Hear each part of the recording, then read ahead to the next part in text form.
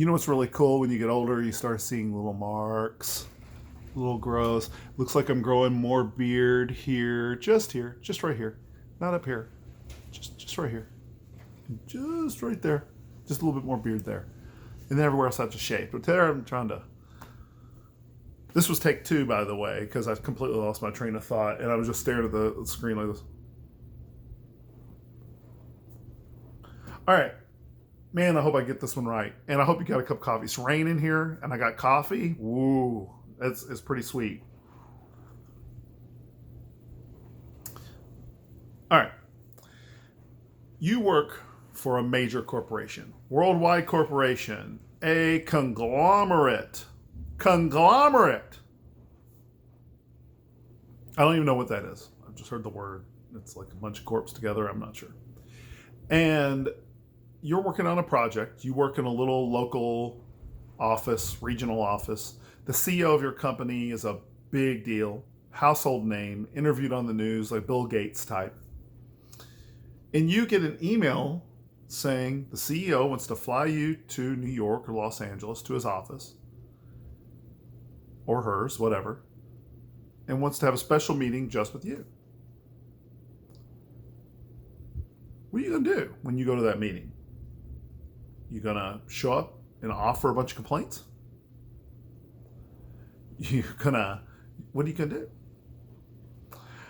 Hopefully, you're going to go and listen. That's what a wise person would do. Hey, I'm sorry for the noise if you hear that rain. It's kind of loud. Or you may go to the CEO with some things you want to talk about. Are you going and then expecting the CEO to just respond? Or do you bring requests to the CEO?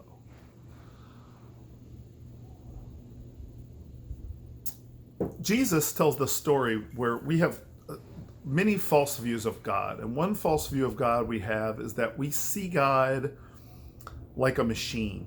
He just is supposed to respond, right?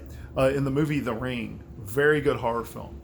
It's about this ghost, and if you see this tape, you're supposed to make a copy of it and distribute it in a certain amount of time. And if you don't do that, you'll see a ring, and the ghost will come out and kill you.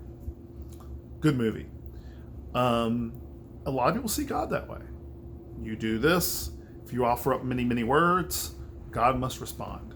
Jesus addressed this. He said, don't pray like these people.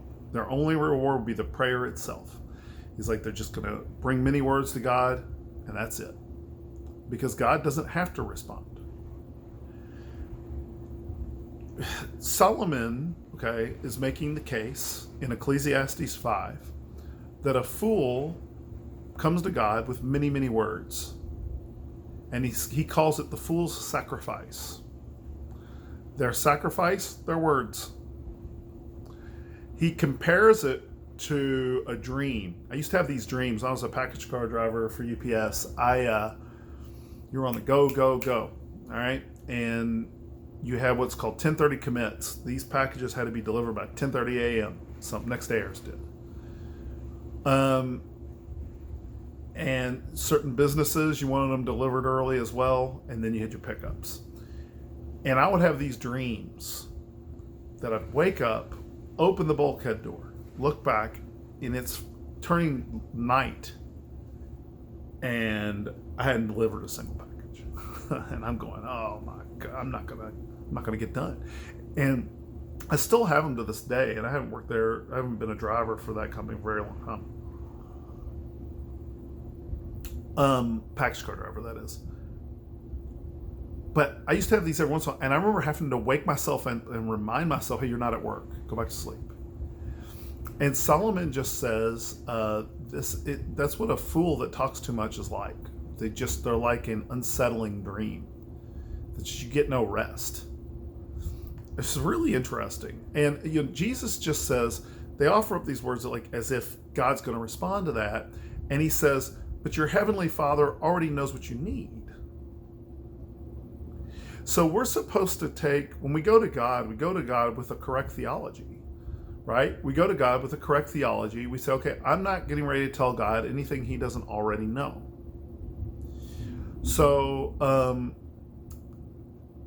we don't come to him out of desperation, right? Even if it appears desperate. But more importantly, it may be the best idea for you to go to God and listen. Now, I want to make a statement about this.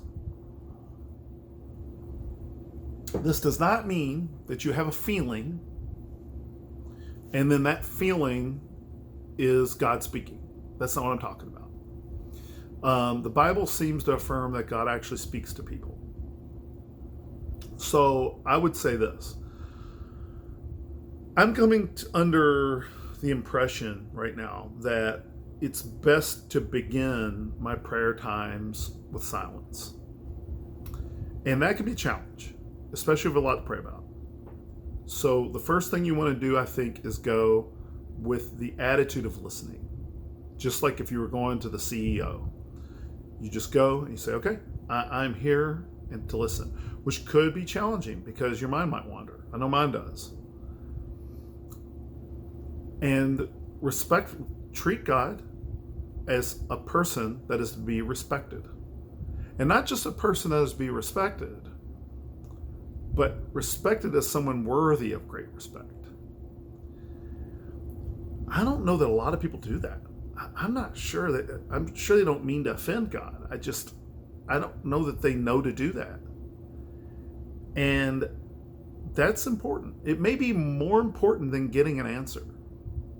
After all, if God already knows, does he need to answer you if he's already going to do these things? I'm going to share one last story here as I close on this about prayer. And the passage in Ecclesiastes 5 is not actually about prayer, okay? It's about coming before God, and it's about just coming to the temple to bring your sacrifice and just to be silent. Where as opposed to the fool. If you ever watched the TV show Cops, you know who's going to get tased. It's so people don't shut up. So people never know when to shut up. But I do want to make a point of application here that I think is important. I recently had an opportunity for a job at work, and I wanted it pretty bad. I've been waiting for it for a long time. And at my job, you bid your seniority. Okay, I have a lot. Seemed like I was pretty confident I was getting the job. And the day after I bid on it, one person had 4 months on me or something like that. I was like, man.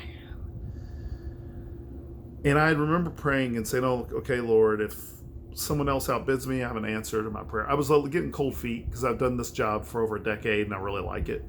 So moving on to another job is scary because I like what I do. And I'm grateful for what I do.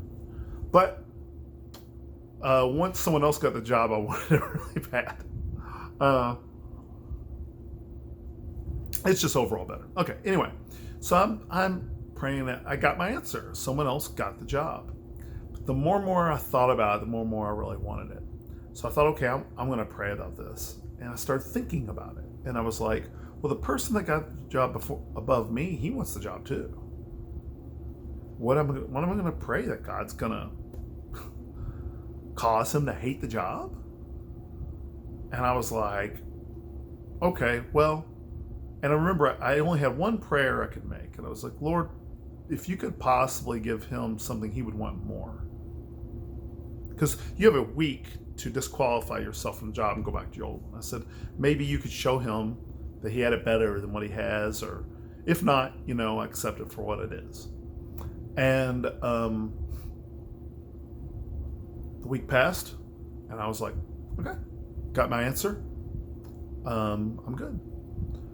I'm on my way to work the other day. I get a phone call from a manager. It's a friend of mine. And he says, listen, that guy was offered a better job. I don't want to get into technicalities, but he basically put himself out for many positions. And an even better position came up. And he's taken it. And I was like, wow. I was blown away. And this guy I was talking to, he's talking to me. I don't even hear what he's saying. I'm going, it's amazing. It's just amazing. And this is coming on the heels of learning from Solomon how important it is to be quiet. And so I've just been grateful and been quiet. There's no guarantee still that I'm getting the job unless God wants me to have the job. But I want to say to you, what the Bible's talking about here is very real. And if it's explaining to you how to think about God, how to approach God, these are prescriptions, and we should obey them. You're going to hear there's no rules to prayer. Well, that's basically true. But the less you know about God, the harder it is for you to see God working sometimes. Sometimes it's best to try to understand God's ways, and that's a lifetime endeavor. How do you begin by doing that? By listening, by being available. Sometimes it's much better than just bringing requests, even if they're good requests for other people and so forth. Okay? It might be best to stop and say, hey. And then that passage that Jesus I was telling you about with Jesus, that's where he enters into the Lord's Prayer. And you should read that. It's very interesting. But I'm way over. I was hoping to make this just like a 5-minute video, and it went way longer. Like and subscribe. Have a good one.